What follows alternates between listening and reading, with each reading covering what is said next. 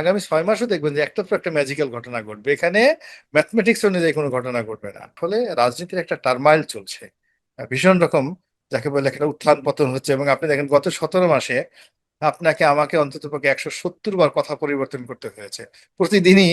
মানে একটা না একটা ঘটনা ঘটছে, যে গতকাল আমরা যেটা হুম। প্রেডিক্ট করেছি, চিন্তা ভাবনা করেছি, আজকে সেটা আলাদা হয়ে গেছে।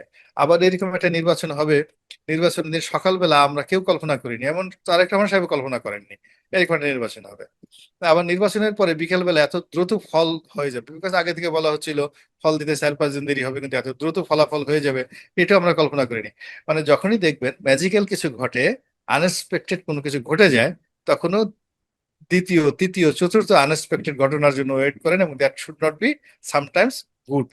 সবসময় এটা ভালো হয় না। যখন ডক্টর মোহাম্মদ ইউনূস লন্ডনে গেলেন, তারেক রহমান সাহেবের সঙ্গে বৈঠক করলেন, তখনই মূলত তিনি সিদ্ধান্ত নিয়েছেন যে জামাতের সঙ্গে তার যে সখ্যতা, এনসিপির প্রতি তার যে বিশ্বাস ছিল কিংস পার্টির মাধ্যমে, ওই প্রজেক্ট ওয়ান ফেল।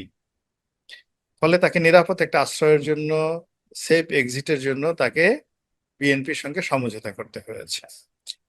আর বিএনপি কেও এই ক্ষমতাটা গ্রহণ করার জন্য যা যা স্যাক্রিফাইস করার দরকার, শেষ দিন পর্যন্ত সেই স্যাক্রিফাইস তারা করেছে। আমার কাছে মনে হয়েছে তারা সবাই সেফ এক্সিট পেয়ে যাবে, এবং এই চুক্তি করেই, এই সমঝোতার মাধ্যমে আসলে এই নির্বাচন হওয়া, বিএনপির আশা, তারা সবাই সেফ হুম। এক্সিট পাবে।